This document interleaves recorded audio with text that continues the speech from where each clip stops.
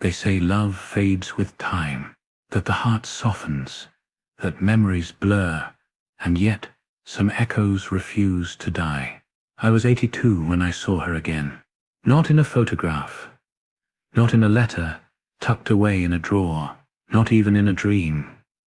I saw her in the flesh, and in that moment, the years collapsed.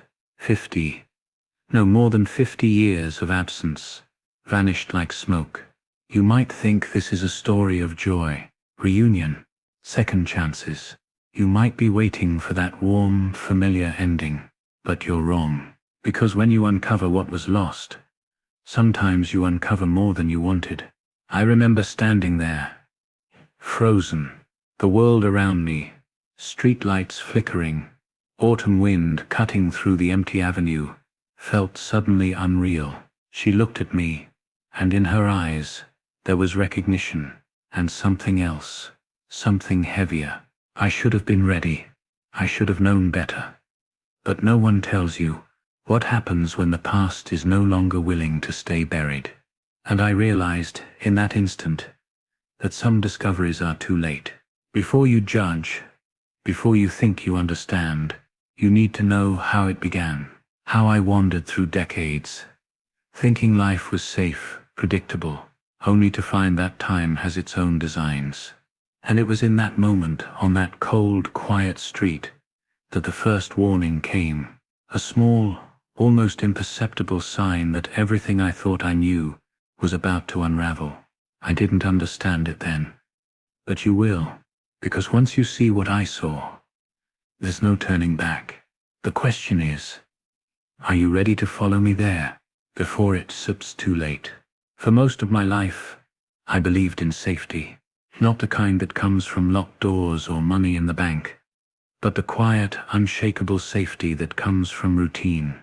The life you can measure by decades, by the rhythm of days, by the predictable faces around you. I grew up believing the world made sense. I had work, friends, family. I had habits that carried me from one day to the next, like a well-oiled machine. And I thought that was enough. We tell ourselves that safety is permanent, that the people we love will stay where we put them in our hearts, that our memories will remain intact, untouched by time. And for a while, it feels true.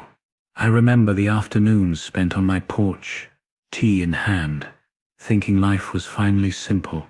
I told myself I had learned the hard lessons of youth. I was careful. I was steady. I had survived loss before. I could survive anything. But here's the cruel twist.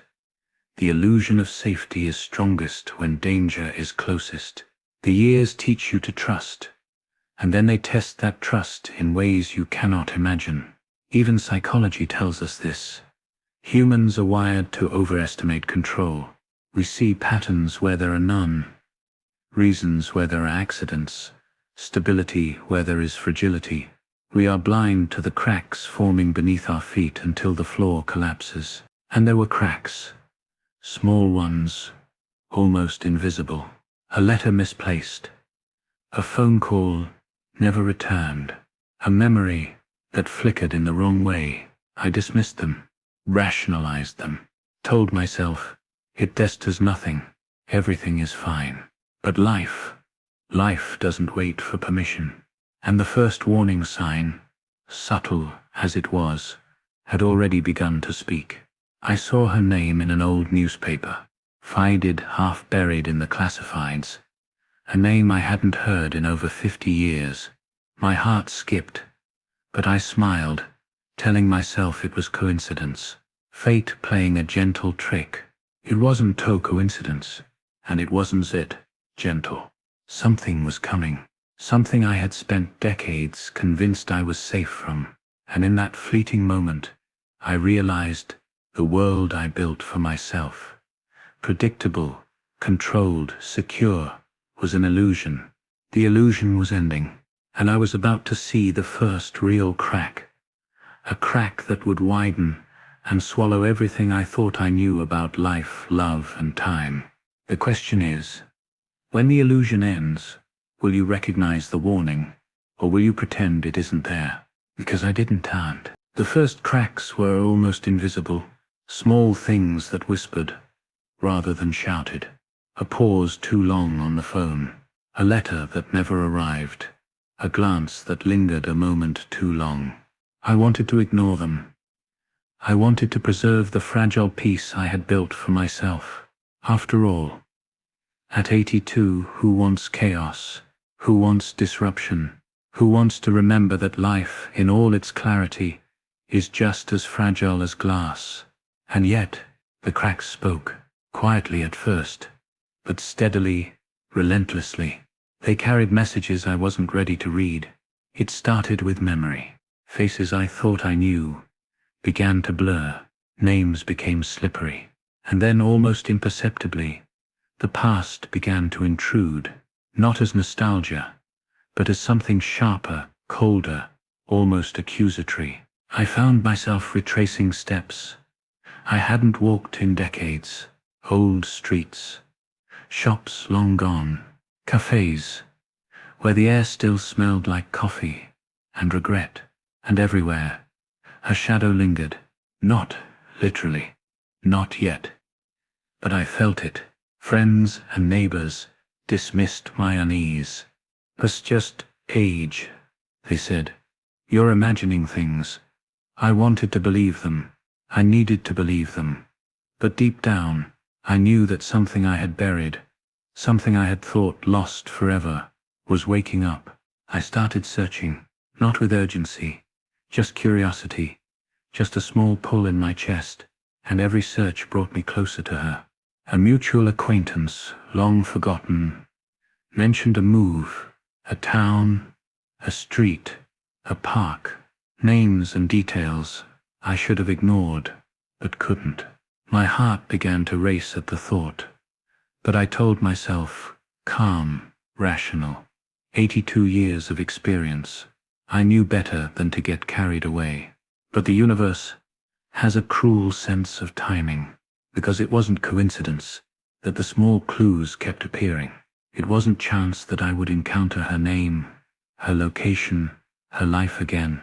And it wasn't luck that I would be standing, almost unprepared, at the very edge of what I had feared most. And then, one evening, it happened. I saw her, across a quiet square, a woman, older, lines etched by decades, hair silvered by the years we had lost. And yet, there was no mistaking her. My heart stopped. My breath caught. The air grew thin. She didn't see me at first. She was alone, unaware, the ordinary world moving around her. And I realized in that moment, the cracks were no longer small. The past had found its way into the present, and it was waiting. I wanted to turn away. I wanted to preserve what remained of my peace, but I couldn't. Something deeper than curiosity, deeper than longing, something almost instinctual, pulled me forward. And as I took that step, I didn't know that with each one, the tension tightened. The unease I had felt for decades, the subtle warnings, the missed signals, was about to become impossible to ignore. The cracks were no longer subtle.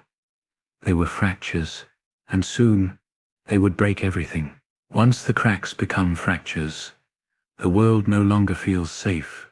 That's when denial moves in. That's when reason whispers lies so convincing. You almost believe them. I saw her again the next day. Closer this time. Not by chance. It was intentional, though I would never admit it aloud. She was moving through life, unaware of the storm her presence had already stirred in me. And I told myself, it adds nothing.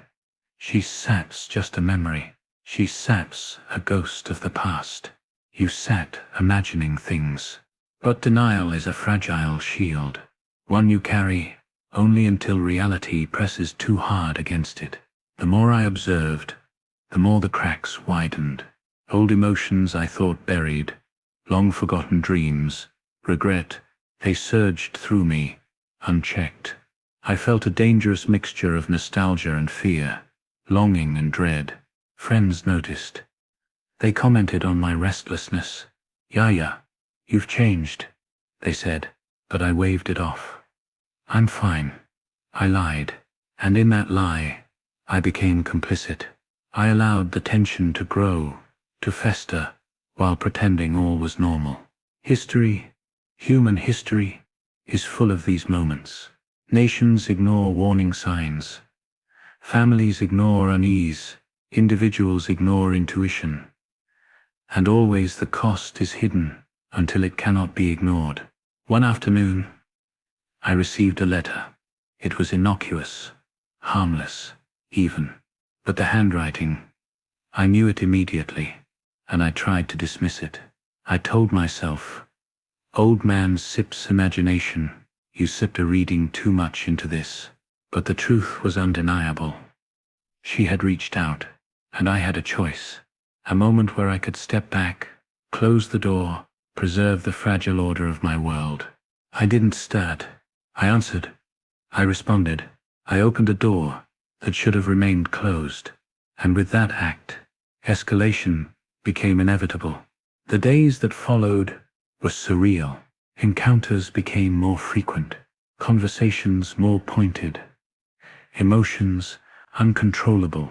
My mind tried to reason, to rationalize, to frame it as coincidence, as chance, as anything but the tidal wave of the past breaking through the present. And then the first confrontation, not violent, not dramatic, just a quiet moment filled with a weight so heavy it pressed the air from my lungs. Recognition, confession, truth. And in that stillness, I realized the magnitude of what I had done. Denial had failed. The cracks were fractures, and now they were exposed for all to see. And in that moment, I understood that the world I thought I controlled, the life I thought was stable, the peace I thought permanent was gone, irrevocably. But the real question lingered, unspoken. Could I stop what was coming? Or had I crossed a point from which there was no return? I didn't know yet, but I was about to find out. There's a moment in every life when the past and present collide, a single fragile instant when you realize whatever choice you make now will echo forever. And for me that moment came quietly, almost innocuously, like the ticking of a clock no one hears until it strikes midnight. I had been meeting her, slowly, cautiously, weaving through memories, shared laughter, whispered confessions. Every step forward felt like reclaiming something lost. A stolen fragment of youth finally returned. And yet, with each step, I felt the weight of time pressing down.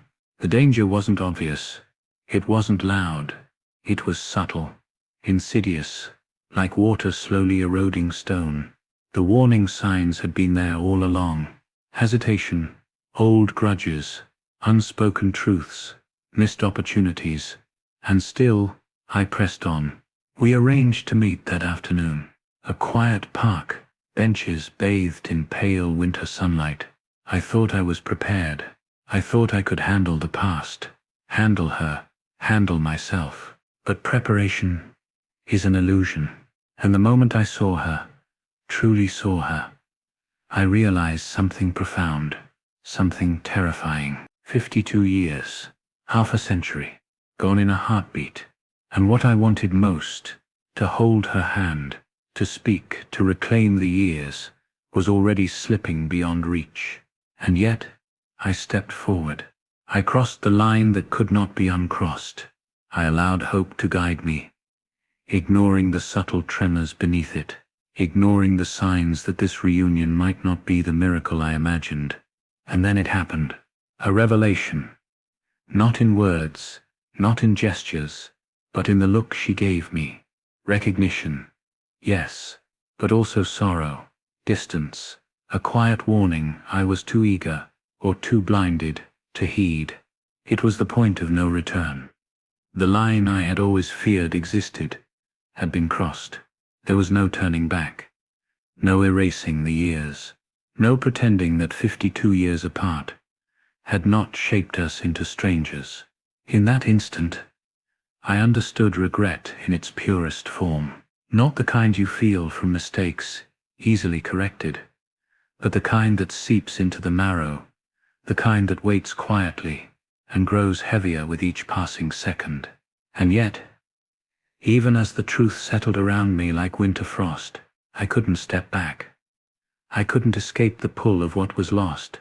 I had chosen this path, and now I would have to walk it to its end, because some doors, once opened, can never be closed. And I was standing in the doorway. Once the point of no return is crossed, life begins to unravel, slowly, quietly, almost imperceptibly at first, until the weight of everything finally presses down, and there is no resisting it. I felt it immediately. The world around me, which had always seemed stable, predictable, safe, began to fracture. Days that once flowed in rhythm now stumbled and fell. Conversations became strained. Old friends looked at me differently. Even my own thoughts, they turned against me, circling like vultures, sharp and relentless. She had her own life, her own scars, her own decades-long journey, and I had assumed, foolishly, that time would bend to my desire, that history could be rewritten simply because my heart demanded it. But life is not a story we can edit. Life is a weight we carry, and sometimes that weight collapses on us without warning. I remember walking through the streets, seeing familiar places suddenly alien. The park where we had met, the cafe where we had sat, even my own home, they all felt distorted, as though reality itself were bending around the consequences of my choice. And then came the quiet despair, the kind that doesn't shout, the kind that seeps into your bones while the world continues on, oblivious. People moved, laughed, lived, and I was frozen in the aftermath of my own longing. I reached out to her one last time, not hoping, not expecting, but needing some kind of closure, some way to make sense of what had happened. She looked at me, eyes full of understanding and sorrow, and I realized then, fully, the cost of ignoring the warnings, of ignoring the subtle cracks, the signs I had chosen to dismiss. It was not dramatic. No shouting, no anger, just the quiet, inevitable pull of time asserting itself. My dreams, my hope, my desire to reclaim what was lost, all falling into the hollow space where memory and reality collided. And in that emptiness, I understood the truth I had been avoiding for decades. Some losses cannot be undone. Some moments, once lived, cannot be rewritten. Some doors, once opened, cannot be closed. And as the weeks passed, I wandered through life like a shadow, the echo of what could have been following me relentlessly. Every familiar street, every old photograph, every whispered memory, a reminder that the collapse had occurred, that the consequences were permanent.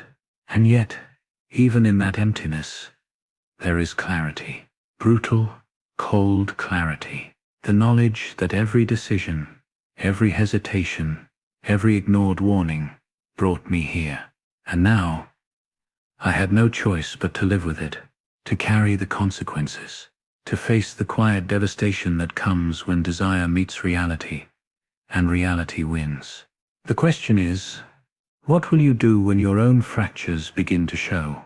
Will you notice them in time, or will you, like me, walk straight into the consequences? Because the fall is unavoidable. The aftermath is never loud. It doesn't come with a bang or a crash.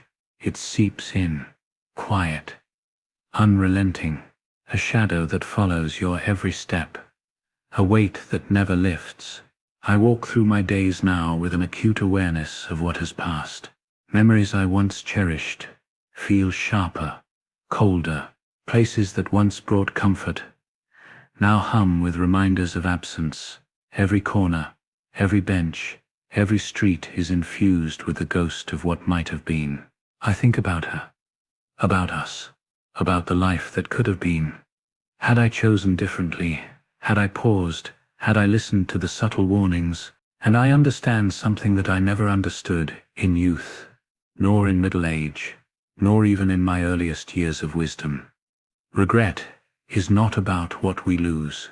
Regret is about what we ignore, what we dismiss, what we fail to see until it is too late.